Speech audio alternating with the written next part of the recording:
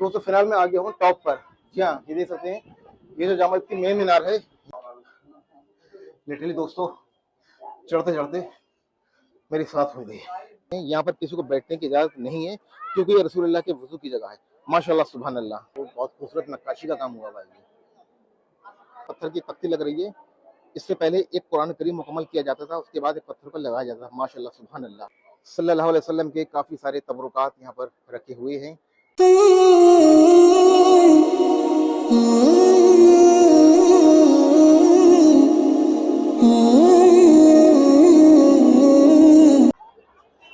अस्सलाम वालेकुम रहमतुल्लाहि व बरकातहू।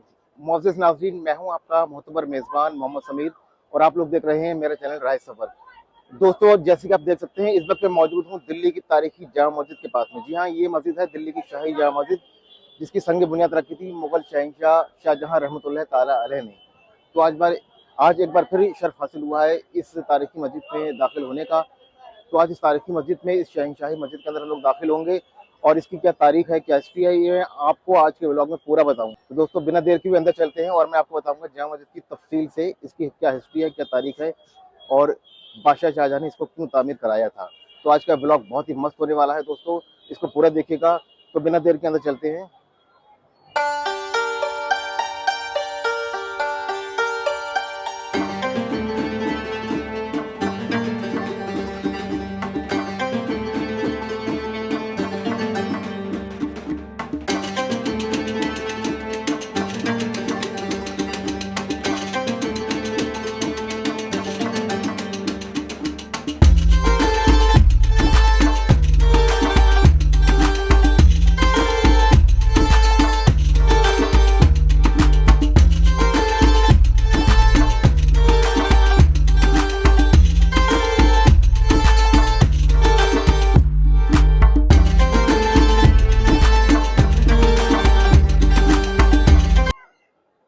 तो दोस्तों, यही वो तारीखी मस्जिद है जिसको हम सब दिल्ली की शाही जामा मस्जिद के नाम से जानते हैं। अगर इसकी तारीख बयां करूं, इसकी हिस्ट्री बताऊं मैं आपको, तो हुआ ये कुछ ऐसा था कि जब इस मस्जिद की तामीर नहीं हुई थी और ये मस्जिद इस जगह नहीं बनी थी, तब मुगल सल्तनत के पांचवें शहंशाह जो थे शाहजहां रहमतुल्लाह ताला अलैह, वो एक दिन सो रहे थे और उन्हें ख्वाब में एक बहुत ही खूबसूरत सा मस्जिद का नक्शा दिखाई देता है। मतलब वो उन्होंने देखा कि वो अर्शी मोहल्ला में है, साथ में आसमान पर हैं, और वहाँ पर वो देख रहे हैं एक खूबसूरत सी मस्जिद बनी हुई है। तो जब आप नींद से बेदार होते हैं तो आपको ख्वाहिश होती है कि जो मैंने मस्जिद देखी है अर्शी मोहल्ला में, उस जैसी ही मैं एक मस्जिद तामीर कराऊंगा अपनी दिल्ली सल्तनत के अंदर। तभी से वो इरादा कर लेते हैं, और जैसे दूसरे दिन ही आपका दीवान खास लगता है, तो दीवान खास में आप अपने तमाम जो भी उनके आर्किटेक्चर थे, जो भी उनके सिविल इंजीनियर थे, सबको आप शाहजहां रहमतुल्लाह ताला अलैह तलब करते हैं और अपने ख्वाब के बारे में बताते हैं। आप अपने इंजीनियर से बताते हैं कि आपने एक बहुत ही खूबसूरत मस्जिद देखी है अर्शी मोहल्ला में, और मुझे भी वैसी ही मस्जिद तामीर कराना है अपनी दिल्ली सल्तनत के लिए। तो जितने भी इंजीनियर थे, वो सब अपने अपने तरीके से नक्शे बनाकर दिखाते हैं, क्योंकि आप शाहजहां रहमतुल्लाह ताला अलैह उनको नक्शा बताते हैं कि मैंने ऐसी ऐसी मस्जिद देखी है जिसके 3 गुम्बद हैं, 2 मीनारें हैं बड़ी सी, और उसमें बहुत ही अच्छी नक्काशी का काम हुआ हुआ है। तो जितने भी इंजीनियर थे, सब लोग आपको अपने हिसाब से नक्शे बनाकर दिखाते हैं, पर अफसोस कि आपको एक भी नक्शा उन लोगों का पसंद नहीं आता है। जितने भी इंजीनियर थे, सब लोग मायूस होकर लौट जाते हैं, और बादशाह सलामत भी काफ़ी गफलत में थे, बेचैन थे कि कोई भी इंजीनियर मुझे वो वैसा ही नक्शा क्यों नहीं दिखा पा रहा है कि वो नक्शा जो मैंने अर्शी मोहल्ला में देखा है, साथ में आसमान पे जो मस्जिद देखी थी, मुझे वैसे ही मस्जिद तामीर करानी है। आपको ये जिद थी। तो आप काफ़ी गुस्से में हो जाते हैं, अपने जितने भी इंजीनियर हैं सबको लताड़ लगाते हैं कि आप लोगों से एक नक्शा नहीं बना मिल रहा है। तो आप शाहजहां रहमतुल्लाह ताला अलैह की सल्तनत के एक खास आर्किटेक्चर थे, वो बहुत परेशान थे, क्योंकि वो अपनी इंजीनियरिंग में बड़ी महारत हासिल थी उनको। तो उसके बाद क्या होता है कि जो खास इंजीनियर थे आप शाहजहां रहमतुल्लाह ताला अलैह के, वो रात भर सो नहीं पाते हैं, उनको काफ़ी बेचैनी रहती है कि आखिर कौन सी ऐसी मस्जिद है, आखिर वो कौन सा ऐसा नक्शा है जिसको मैं नहीं बना पा रहा हूँ। इसी गफलत के बीच में रात गुजर जाती है, फजर की नमाज का वक्त होता है, तो वो इंजीनियर जाता है दिल्ली की एक पुरानी मस्जिद में नमाज अदा करने के लिए। फजर की नमाज अदा करने के बाद वो इंजीनियर बाहर आकर बैठ जाता है मस्जिद के चबूतरे पर, और सोच रहा होता है कि मैं कौन सा ऐसा तरीका लगाऊं कि वो नक्शा बन जाए जो बादशाह सलामत बताना चाह रहे हैं। तभी उस बीच में एक दुर्वेश, एक फ़कीर आता है, और उस इंजीनियर से कहता है कि क्यों उदास हो बच्चे, तेरी परेशानी का सबब क्या है। तब वो इंजीनियर बताता है कि बादशाह सलामत ने एक ऐसा ख्वाब देखा है और उन्होंने उस ख्वाब में एक बहुत ही खूबसूरत आलीशान सी मस्जिद देखी है। अब वो चाहते हैं कि दिल्ली सल्तनत में एक वैसी ही मस्जिद तामीर कराई जाए, पर अफसोस कि हम लोग उसका नक्शा नहीं बना पा रहे हैं। तब वो दुर्वेश शख्स जो होता है, वो उसके पास एक चादर होती है ईरान की दस्तगीर शेख अब्दुल कादिर जिलानी गौसुल आजम रहमतुल्लाह अलैह की। उस चादर को, उस तबर्रुक को उस इंजीनियर के सर पे रख देता है और कहता है बच्चे देख कहाँ तक तुझे दिखाई देता है। तो वो इंजीनियर कहता है कि मुझे तो ऐसा लग रहा है कि मैं अर्श आज़म में हूँ, यानी कि सातवें आसमान में हूँ। फिर जो वो अल्लाह वाला वली होता है वो कहता है कि बच्चे देख अब तू वहाँ क्या देख रहा है। वो फकीर, वो जो इंजीनियर होता है, इंजीनियर कहता है कि मुझे बहुत ही आलीशान खूबसूरत सी मस्जिद दिखाई दे रही है। वो फकीर कहता है ये वही मस्जिद है जो कि तेरे बादशाह सलामत ने देखी थी अर्श मोहल्ला में, उसको ऐसी ही मस्जिद की तलब है। अब तू नक्शा अपनी आंखों में कैद कर ले, ये वही नक्शा है, इसको बना देगा तू, तेरा बादशाह खुश हो जाएगा। फिर जब इंजीनियर ये नक्शा देख लेता है, अपनी आंखों में कैद कर लेता है, जो उनका उनके ज़माने का इंजीनियर होता है, वो उस फ़कीर से, उस वली से बहुत खुश होता है। उनका हाथों का बोसा लेकर उनको शुक्रिया अदा करता है, कहता है आपने बाबा मेरा काम बहुत आसान कर दिया। उसी वक्त जो इंजीनियर दौड़ा दौड़ा जाता है बादशाह सलामत के दरबार में और आपको वैसा ही नक्शा बनाकर दिखाता है जैसे उसने अर्शी मोहल्ला में देखा था उस फ़कीर के करामात से। तो नाज़रीन इकराम, जैसे ही बादशाह सलामत वो वाला नक्शा देखते हैं जो इंजीनियर ने बनाकर दिखाया, वो बहुत खुश हो जाते हैं, कहते हैं ये वही नक्शा है, ये वही मस्जिद है जिसको मैंने अपने ख्वाब में देखा था अर्शी मोहल्ला में, और मुझे ऐसी ही मस्जिद तामीर करानी है। दीवान खास से ऐलान किया जाता है कि मस्जिद का काम शुरू किया जाए। फिर सरजमीन हिंदुस्तान से ही दुनिया के कोने कोने से एक बेहतरीन कारीगर को बुलाया जाता है, लेकिन तलाश थी कि मस्जिद किस जगह तामीर कराई जाएगी, क्योंकि जो बादशाह सलामत की जो ख्वाहिश थी, वो राय थी, ये थी कि जो मेरा दीवान आम है, दीवान खास है, बहुत ऊंची जगह पर है, मस्जिद को इससे भी ऊंची जगह पर बनाया जाए। मस्जिद का जो मेंबर होगा, मस्जिद का जो मेहराब होगा, वो इतनी ऊंचाई पर हो कि इसकी ऊंचाई मेरे तख्त ताउस यानी कि दीवान आम, दीवान खास से ऊंची हो, ताकि मेहराब की और मेंबर की बेहुरमती ना हो। तब जगह तलाश की जाती है, इधर उधर पूरी दिल्ली में जगह तलाश ली जाती है, लेकिन फिर उसके बाद लाल किले के सामने, यानी कि आपका जो किला था लाल किला, उसके सामने जगह तलाशी जाती है। जिस जगह देख रहे हैं आप नाजरीन ये मस्जिद बनी हुई है, उस जगह पर पहले एक मिट्टी का टीला हुआ करता था। जी हाँ, एक मिट्टी का टीला, एक ऊंची सी पहाड़ी थी। उसी पहाड़ी को तय किया जाता है कि अब मस्जिद यहीं बनेगी। इसकी ऊंचाई भी मुनासिब थी, जो कि बादशाह सलामत के तख्त ताउस से ऊंची थी। फिर उसी वक्त काम इसका शुरू कर दिया जाता है। जी हाँ दोस्तों, 6 जुलाई सन 1650 ईस्वी को इस मस्जिद का काम शुरू होता है और 6 साल तक मुसलसल काम चलता रहता है। इस इस मस्जिद को तामीर करने के लिए देश विदेश से, दुनिया के कोने कोने से अच्छे बेहतरीन कारीगरों को बुलाया जाता है और अपना मस्जिद का काम शुरू हो जाता है।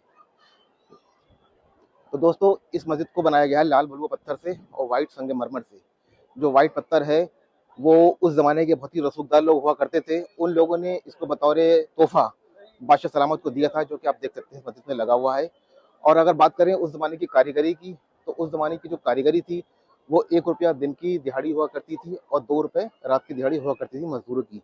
और इस मस्जिद में जो टोटल लागत लगी है, यानी कि जो टोटल खर्चा आया था, वो उस ज़माने के हिसाब से 10 लाख रुपए का आया था। यानी कि उस ज़माने के 10 लाख रुपए आज के समझ लो अरबों रुपए, करोड़ों रुपए हो जाएंगे। तो दोस्तों, 6 साल के तवील अरसे के बाद अल्हम्दुलिल्लाह ये मस्जिद बनकर तैयार होती है। लेकिन जब मस्जिद का इसका काम चल रहा होता है तो बादशाह सलामत शाहजहां रहमतुल्लाह ताला अलैह काफ़ी नाराज़ होते हैं अपने कारीगरों से। उनके खास कारीगर थे सादउल्लाह। जी हाँ, उस्ताद सादुल्लाह को अपने दरबार में तलब करते हैं, कहते हैं कि काम मस्जिद का स्लो क्यों हो रहा है, इतना काम ढीला क्यों हो रहा है, इतना इतना वक्त क्यों लग रहा है। फिर जो आपके यहाँ के जो कारीगर थे साद, वो बताते हैं आपको कि बादशाह सलामत इस मस्जिद के अंदर जो नमाजियों के लिए जो पत्थर बिछाया जा रहा है, मैं अभी आपको चल कर दिखाता हूँ, फिर बताता हूँ। तो नाज़रीन इकराम, मैं बता रहा था कि बादशाह सलामत नाराज़ हो जाती हैं कि मस्जिद का काम इतना स्लो क्यों हो रहा है, क्या वजूहत है इसके पीछे। तो वो अपने खास इंजीनियर सादुल्लाह को बुलाते हैं अपने साथ में और कहते हैं कि मस्जिद का काम स्लो क्यों हो रहा है। फिर जो आपके इंजीनियर थे, आपके जो कारीगर थे, इस मस्जिद को बनवाने के जो ठेकेदार थे, वो फरमाते हैं कि इस मस्जिद के अंदर जो एक एक पत्थर बिछ रहा है नमाजियों के लिए, सब के लिए, उस एक पत्थर को बिछाने में काफ़ी वक्त लग रहा है, क्योंकि हम लोग पहले कुरान करीम की तिलावत कर रहे हैं, पूरा कुरान मुकम्मल होने के बाद फिर हम एक पत्थर को बिछा रहे हैं। बादशाह सलामत बस इस वजह से इतना वक्त लग रहा है। अब वो पत्थर क्या है मैं आपको दिखा देता हूँ। एकदम ये वो पत्थर है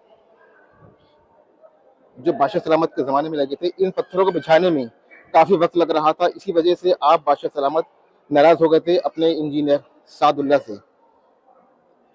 तो सादुल्ला फरमाते हैं कि इनको एक तख्ती को लगाने में, ये जो पत्थर की तख्ती लग रही है, इससे पहले एक कुरान करीम मुकम्मल किया जाता था, उसके बाद एक पत्थर को लगाया जाता था। माशाल्लाह, सुभान अल्लाह। तो ये बात सुनकर बादशाह सलामत काफ़ी खुश होते हैं और सादुल्ला से फरमाते हैं, काम जैसा चल रहा है वैसे ही चलता रहे। ये देखिए नाज़रीन किराम, यहाँ पर कुरान करीम की तिलावत हुई, बहुत ही माशाल्लाह बहुत खूबसूरत नक्काशी का काम हुआ हुआ है ये। और मस्जिद में से मुसलसल रेनोवेशन का काम होता रहता है, जहाँ पे भी टूट फूट होती है तो मस्जिद की इंतजामिया कमेटी है और पुरातत्व विभाग इसका जिम्मा ले रखा है, वो कराता रहता है इसमें रेनोवेशन का काम। ठीक है, माशाल्लाह बहुत खूबसूरत मस्जिद है। इसमें तकरीबन एक साथ 1 लाख आदमी नमाज पढ़ सकते हैं। अल्हम्दुलिल्लाह, माशाल्लाह, तबारकल्लाह। अल्लाह सुब्हानहू व तआला इस मस्जिद की रौनक को ऐसी बरकरार रखे। तो नाज़रीन इकराम, मैं बता रहा था आपको कि 6 साल के तवील अरसे के बाद ये मस्जिद बनकर तैयार होती है और फिर आप शाहजहाँ रहमतुल्लाह तआला अलैह सोचते हैं कि मैं इस शाही जामा मस्जिद के लिए एक इमाम भी कुछ खास होना चाहिए, कुछ खास इमाम होना चाहिए, क्योंकि मेरी शाही जामा मस्जिद है, मैंने इसको बहुत ही खुसूसियात मतलब अपने बहुत ही दिल से इसकी तामीरी करवाई है और ये वो मस्जिद है जिसको मैंने अर्श मोहल्ला में देखी थी। तो आप अपने तमाम वज़ीर आला से, वज़ीर जितने भी आपके मंत्रिमंडल के लोग होते हैं, उनसे आप तलब करते हैं कि इस मस्जिद के लिए कौन से इमाम को मैं मुकर्रर करूँ। तो आपके जो मंत्रिमंडल के थे, आपके मिनिस्ट्री के तमाम लोग आपको एक साथ फरमाइश करते हैं कि हुज़ूर आला, बेहतर होगा कि इस मस्जिद के पेश इमाम के लिए आप बुखारा से किसी को तलब करें। बुखारा जो कि आज के मौजूदा दौर में उज़्बेकिस्तान का एक तारीखी शहर है। उस ज़माने में बहुत ही दूर दराज से लोग आया करते थे और बुखारा के अंदर दीनी तालीम लेके जाया करते थे। बुखारा शरीफ उस ज़माने का बहुत ही बड़ा इल्म का मरकज़ था। तो बादशाह सलामत अपने मंत्रियों की बात पर, अपने वज़ीरों की बात पर, इसरार पर उन पे भरोसा कर लेते हैं और कहते हैं ठीक है, इस मस्जिद के लिए मैं शाह बुखारा को ख़त लिखता हूँ और यहाँ के लिए ख़ास इमाम को मुकर्रर किया जाएगा। तो आप शाहजहाँ रहमतुल्लाह तआला अलैह ख़त लिखते हैं शाह बुखारा को, जो कि आपके बहुत अच्छे दोस्त हुआ करते थे और आपसे काफ़ी ख़त किताबात हुआ करते थे। तो बादशाह सलामत ख़त लिखते हैं शाह बुखारा को कि मैंने एक मस्जिद की तामीरी करवाई है और उसके लिए एक बहुत ही कोई अच्छा इमाम चाहिए है, जो कि सैयद होना चाहिए और आलिम दीन होना चाहिए। तब शाह बुखारा अपने दामाद को मुकर्रर करते हैं। जी हाँ, बादशाह सलामत शाहजहाँ के इसरार पर शाह बुखारा अपने दामाद हज़रत सैयद शाह गफूर बुखारी रहमतुल्लाह तआला अलैह को मुकर्रर करते हैं यहाँ की इमामत के लिए। आप गफूर बुखारी रहमतुल्लाह तआला अलैह शाह बुखारा के सगे दामाद होते हैं, यानी कि आपने अपनी बेटी को ब्याह होता है गफूर बुखारी रहमतुल्लाह तआला अलैह को। फिर आप शाह बुखारा अपने दामाद को अपने पास बुलाते हैं और फरमाते हैं कि आपको सरजमीन हिंदुस्तान जाना है इमामत करने के लिए। हिंदुस्तान के बादशाह शाहजहाँ ने आपको तलब किया है इमामत के लिए, क्योंकि उन्होंने बहुत ही खूबसूरत और बहुत ही अजीम शान मस्जिद तामीर कराई है और वो चाहते हैं कि इसका इमाम भी कोई आम आदमी ना हो, बहुत ख़ास हो। तो दोस्तों, शाह बुखारा के इसरार पर, अपने ससुर के इसरार पर, शाह अब्दुल गफूर बुखारी रहमतुल्लाह तआला अलैह उस पर उनको एक्सेप्ट कर लेते हैं और हिंदुस्तान आने का इरादा तय करते हैं। तो नाज़रीन इकराम, अगर बात करी जाए इस मस्जिद के अंदर पहली बार नमाज कब अदा हुई थी, तो 25 जुलाई 1657 ईस्वी को पहली बार यहाँ पर ईद की नमाज अदा की गई थी और वही यहाँ की सेरेमनी थी। पहली बार इस मस्जिद को इसका इनॉग्रेशन किया गया था। जिस वक्त यहाँ पर इनॉग्रेशन हुआ था, तो उस वक्त बादशाह सलामत के शाही खानदान के ढेर सारे लोग और उनकी आवाम के आम व खास लोग, सबको यहाँ पर नमाज पढ़ने की इजाज़त थी। मस्जिद के आगे के सफ़ पर शाही लोगों ने नमाज अदा की और पीछे शाहजहाँ रहमतुल्लाह तआला अलैह भी थे। तो दोस्तों, जब इस मस्जिद की संग बुनियाद रखी गई थी और उसके तामीरी तक बादशाह शाहजहाँ बहुत खुश थे। तो दोस्तों, जब यहाँ के जो पहले इमाम हैं अब्दुल शाह गफूर बुखारी रहमतुल्लाह तआला अलैह, जब वो यहाँ पर हिंदुस्तान आए थे तो अपने साथ में काफ़ी सारे तबरुकात लेकर आए थे। जी हाँ, उनके पास था मौला अली का लिखा हुआ कलाम मुक़द्दस, कुरान शरीफ था, जिसको मौला अली ने अपने हाथों से लिखा था। उसके बाद वो अपने साथ में और सारे तबरुकात लेकर आए थे। हुज़ूर पाक सल्लल्लाहु अलैहि वसल्लम का नक्श कदम, यानी कि जो पाँव का निशान है, कदम शरीफ का निशान है, वो भी इस मस्जिद के अंदर मौजूद है। बहुत सारे तबरुकात हैं जिसको ख़ास मौक़ों पर दिखाया जाता है इस जामा मस्जिद के अंदर। तो दोस्तों, जब यहाँ पर अब्दुल शाह गफूर बुखारी रहमतुल्लाह तआला अलैह ने यहाँ की इमामत संभाली थी, तब से तय किया गया था, बादशाह सलामत ने तय कर दिया था कि ता क़यामत तक इन्हीं की पीढ़ी में से पीढ़ी दर पीढ़ी यहाँ पर इमाम जो रहेगा वो बुखारी खानदान का ही रहेगा। जैसे कि आप देख सकते हैं जो आज के दौर के जो मौजूदा इमाम हैं, सैयद बुखारी, इमाम अहमद बुखारी, सैयद इमाम अहमद बुखारी, वो भी आप ही के आलमे से हैं, जो कि पीढ़ी दर पीढ़ी इमामत इन्हीं के खानदान से चली आ रही है। तो दोस्तों एक और वाकया है, जब इस मस्जिद की संग बुनियाद रखी गई थी तो तमाम उलेमाओं ने, तमाम आलिम दीन ने एक बात कही थी कि इस मस्जिद की संग बुनियाद वो शख्स रखेगा जिसने कभी गुनाह कबीरा सगीरा ना किया हो और जिसकी कभी भी मुक़द्दस सुन्नतें गैर मुक़द्दस सुन्नतें भी कज़ा ना हुई हो और जिसने कभी झूठ ना बोला हो और जिसकी कभी भी तकबीर उला ना छूटी हो और जिसकी कोई कभी नमाज कज़ा ना हुई हो। तो बहुत सारी शराइत रखी गई थी। तो जब इसकी संग बुनियाद रखी जा रही थी, इनके पहला पत्थर रखा जा रहा था, तो सब लोग एक दूसरे को तक रहे थे, मुंह ताक रहे थे। तो कोई भी शख्स आने को राजी नहीं था। तो उस वक्त बादशाह शाहजहां को आगे बढ़ना पड़ा और आप रोते हुए आए और कहा कि आज मेरा जो राज था वो दुनिया वालों के सामने फाश हो रहा है। मैं ही वो शख्स हूँ कि जब से मैंने होश संभाला है तब से लेकर आज तक मैंने कभी भी झूठ नहीं बोला है और ना ही कभी गुनाह कबीरा सगीरा किया है, ना ही मेरी कभी कोई तकबीर उला छूटी है। नाज़रीन इकराम, तकबीर उला पता है हम लोगों को क्या होती है? तकबीर उला वो होती है जब हम लोग नमाज पढ़ने जाते हैं तो जमात शुरू होने से पहले जो पीछे तकबीर कही जाती है उसको कहते हैं तकबीर उला। यानी कि इस बात से आप अंदाजा लगा लें कि बादशाह सलामत जमात शुरू होने से पहले ही मस्जिद में दाखिल हो जाते थे और उनकी कोई भी तकबीर उला नहीं छूटी है और ना ही उनकी कोई गैर मुक़द्दा सुन्नतें छूटी थी। तो इस वजह से वही वो शख्स थे। तो बादशाह सलामत रोते हुए कहते हैं कि ये राज मेरे बीच में और अल्लाह के बीच में था, लेकिन आज ये राज फाश हो रहा है, मैं ही वो शख्स हूँ। तो आप अपने मुबारक हाथों से यहाँ पर आपने इस पाक इमारत की संग बुनियाद रखी थी। तो दोस्तों देख सकते हैं ये इमारत अभी भी जहाँ की तहाँ खड़ी है। अल्हम्दुलिल्लाह अल्लाह का नूर बरस रहा है इस बारगाह के अंदर, इस तारीखी मस्जिद के अंदर। ये वही मस्जिद है जो आप बादशाह सलामत ने अर्श मौला में देखी थी और वैसी ही मस्जिद आपने यहाँ पर तामीर कराई। माशाल्लाह सुभान अल्लाह। और दोस्तों एक जगह यहाँ पर पानी का हौज़ है जिस पर उस ज़माने में बादशाह सलामत ने इस हौज़ को तामीर करवाया था। उस हौज़ के पास मैं आपको लेकर चलता हूँ। उससे भी आपका एक ख्वाब की बशारत जुड़ी हुई है। क्या बशारत है मैं अभी आपको चलकर दिखाता हूँ। जी हाँ दोस्तों, ये पीछे हौज़ देख रहे हैं पानी का, यही वो पानी का हौज़ है जहाँ पर उस ज़माने में बादशाह सलामत के ज़माने में लोग वुज़ू किया करते थे और यही बहुत ही बड़ा जो सोर्स था उस ज़माने में, क्योंकि उस ज़माने में नल टंकी वगैरह तो नहीं हुआ करते थे। लोग हौज़ पर ही डिपेंड हुआ करते थे या तालाब पे या बावली पे। तो बादशाह सलामत ने इस मस्जिद के अहाते के अंदर, इस मस्जिद प्रेमिसेस के अंदर हौज़ बनवाया था नमाज़ों के लिए। वो यहाँ पर रहकर वुज़ू किया करते थे। और दोस्तों इस हौज़ से जुड़ी भी एक बहुत ही ख़ास चीज़ है जो मैं आपको अभी दिखाने जा रहा हूँ। आपने कभी शायद नहीं सुना हो उस चीज़ के बारे में।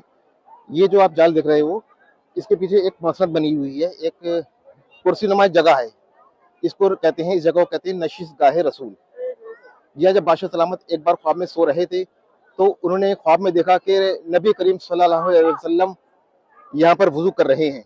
जी हाँ दोस्तों, ये जगह है जहाँ पर आप देख रहे हैं जालियों से आप इसको जो कवर किया गया है, इसको कहते हैं नशिस्तगाह रसूल।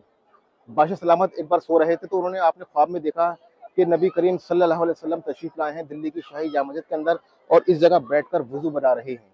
उसी वक्त बादशाह सलामत ने फैसला किया, रात में उठते हैं और फौरन ही दौड़ दौड़े मस्जिद के अंदर दाखिल होते हैं। तो जिस जगह आपने ख्वाब में देखा था कि नबी करीम सल्लल्लाहु अलैहि वसल्लम ने वुज़ू बनाया है, उस जगह पर बाकायदा पानी की छींटें थी, वो जगह गीली थी, मानो कि अभी अभी इस जगह से कोई उठा हो वुज़ू करके। अल्हम्दुलिल्लाह सुभान अल्लाह। तभी से बादशाह सलामत ने तय कर लिया था कि इस जगह पर किसी को बैठने की इजाज़त नहीं दी जाएगी, ये नशीसगाह है सल्लल्लाहु अलैहि वसल्लम की। तभी से लेकर आज तक लोग सिर्फ जिसकी ज़ियारत करते हैं। अब मैं आपको उसकी करीब से ज़ियारत करा देता हूँ। नाज़रीन हम देख सकते हैं ये जगह है जी, नशीसगाह रसूल। इस जगह पर बादशाह सलामत ने ख्वाब में देखा था बादशाह शाहजहां ने कि यहाँ पर रसूलुल्लाह बैठकर वुज़ू कर रहे हैं। तभी उस वक्त ख्वाब से बेदार होने के बाद, नींद से बेदार होने के बाद आप फौरन ही रात के वक्त आप यहाँ पर दाखिल होते हैं और इस जगह जब आकर देखते हैं तो वाकई में पानी की छींटें पड़ी होती हैं और आपको ऐसा लग रहा होता है कि अभी अभी कोई इस जगह से वुज़ू बनाकर गया है। तभी आप इस ख्वाब की जो ख्वाब का वाक़या होता है अपने नजूनियों को, अपने जो उलमाए थे आपके मंत्रिमंडल में, उनको बताते हैं कि मैंने ऐसा तो ख्वाब देखा है, उस जगह पर बाकायदा पानी की छींटें देखी मैंने, उस जगह को गीला पाया। तो सब लोग आपको खुशामदीद कहते हैं कि आपने रसूलुल्लाह सल्लल्लाहु अलैहि वसल्लम की ज़ियारत की है। तभी से इस जगह को नशीसगाह रसूल कहा जाता है और इस जगह को जालियों से कैद कर दिया गया है, कवर कर दिया गया है। सिर्फ यहाँ पर आप देख सकते हैं, इसका दीदार कर सकते हैं। यहाँ पर किसी को बैठने की इजाज़त नहीं है क्योंकि ये रसूलुल्लाह के वुज़ू की जगह है। माशाअल्लाह सुभान अल्लाह। फिलहाल अब मैं आपको दूसरी जगह लेकर चलता हूँ जहाँ पर नबी करीम सल्लल्लाहु अलैहि वसल्लम के मकामात रखे हुए हैं, कुछ तबरुकात हैं। जी हाँ, अब मैं आपको जी हाँ दोस्तों, यही वो हुजरा है जहाँ पर आप सल्लल्लाहु अलैहि वसल्लम के काफ़ी सारे तबरुकात यहाँ पर रखे हुए हैं और इसको कुछ ख़ास मौक़ों पर ही ओपन किया जाता है इस हुजरे को, यानी कि 12 रबीउल अव्वल वाले दिन इसको खोला जाता है, ईद मिलादुन नबी वाले दिन, और शब कदर जिस दिन शब बारात होती है उस दिन यहाँ के तबरुकात की ज़ियारत कराई जाती है कुछ ख़ास मौक़ों पर। माशाअल्लाह सुभान अल्लाह, आप लोग भी इसकी ज़ियारत करें, कभी भी दिल्ली आएँ, जामा मस्जिद आएँ तो इस ख़ास जगह को, ख़ास हुजरे को ज़ियारत करना बिल्कुल ना भूलें। माशाअल्लाह तबारक अल्लाह। तो दोस्तों मैं जा रहा हूँ टिकट काउंटर की तरफ, जहाँ से मीनार का टिकट मिलता है। मीनार का टिकट कितने का है और कितने बजे से कितने बजे तक आप जा सकते हो, तो मैं आपको अभी पूरा बताऊंगा। तो फिलहाल मैं टिकट ले लेता हूँ मीनार के जाने का।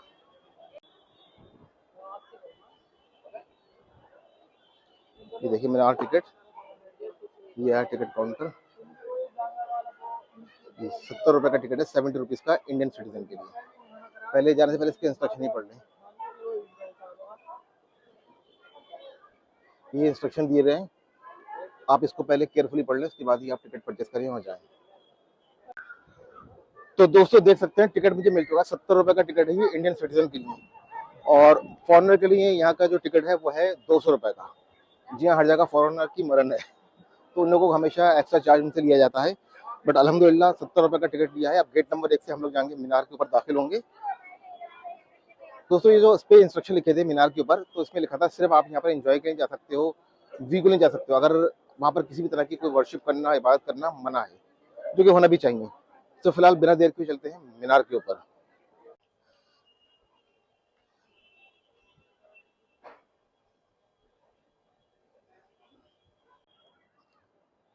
दोस्तों फिलहाल मीनार के अंदर पहले एंट्रेंस में दाखिल हो गया हूँ मैं, अब दूसरे एंट्रेंस से जाना है मुझे। और ये देख रहे हैं, ये जो मेरे पीछे मीनार दिख रहे हैं, ये इस वाले मीनार में मुझे ऊपर जाना है, टॉप पे। तो फिलहाल चलते हैं। ये देखिए जामा मस्जिद के गुम्बदों के बिल्कुल पास में पहुंच चुका हूँ, क्योंकि मीनार गुम्बदों के पास में बनाया गया था, तो इसी वजह से मैं आपको यहाँ से दिखा रहा हूँ। थोड़ा सा व्यू और देख लीजिए, माशाल्लाह तबारक अल्लाह। ये देखिए जामा मस्जिद प्रेमिसेस का अहाते का पूरा ये व्यू दिख रहा है। दोस्तों यहाँ से मेन मीनार का एंट्रेंस स्टार्ट होगा, यहीं से मैं जो हूँ अभी ऊपर जाने वाला हूँ। फिलहाल यहाँ पर मैंने एक हजरत बैठे थे, तो उन्होंने मेरा बैग रख लिया है, बैग के बदले उन्होंने मेरे को टोकन दे दिया है फिलहाल, और अभी जा रहे हैं मीनार के ऊपर। लिटरली दोस्तों चढ़ते चढ़ते मेरी सांस हो गई, क्योंकि सीढ़ियाँ खत्म हो गई, तो फिलहाल थोड़ा रेस्ट कर लेते हैं। ये मेरे पीछे भाई भी खड़े हुए। कहाँ से आए आप? कश्मीर से आए। ये मेरे साथ ही चढ़ रहे थे, बट थोड़ा सांस हुई है। दोस्तों फिलहाल मैं आ गया हूँ टॉप पर। जी हाँ, ये देख सकते हैं, ये जो जामा मस्जिद की मेन मीनार है, यहाँ पर मैं टॉप पर आ चुका हूँ, और यहाँ से पूरा दिल्ली 6 का नज़ारा दिख रहा है। दिल्ली 6 के बाहर का भी आपको नज़ारा आराम से देख सकते हैं। तकरीबन 500 से ज़्यादा सीढ़ी चढ़कर इस मीनार तक आए। अगर आपका बहुत ही स्टैंड मजबूत है तभी आप मीनार का टिकट लीजिए, तभी आइए, वरना आपको भी बहुत ज़्यादा थकान होने वाली है यहाँ पर। ये देखिए यहाँ से जामा मस्जिद का पूरा नज़ारा दिख रहा है, सामने लाल किले की दीवार दिख रही है। मैं आपको दूसरे मोड़ से दिखाता हूँ भी आपको। दोस्तों मीनार के ऊपर का नज़ारा है, ये ऊपर से मैं नीचे जामा मस्जिद का व्यू दिखा रहा हूँ, और साथ में जो आपको ये जो दूर तक दीवारें दिख रही हैं आपको लाल, ये लाल किले की दीवारें हैं, जो कि यहाँ से आप देख सकते हैं साफ नज़ारे आ रहे हैं। मैं थोड़ा जूम करके दिखाता हूँ आपको। ये देखिए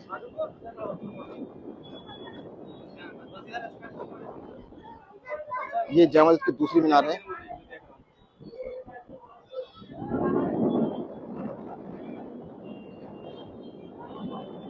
माशाल्लाह तबारक अल्लाह, काफी और हवा भी काफी ठंडी चल रही है।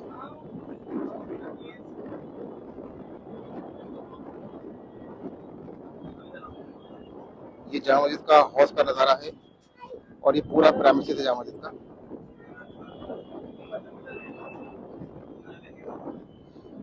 और इसके आजू बाजू पूरा शहर आप देख सकते हैं। ये देखिए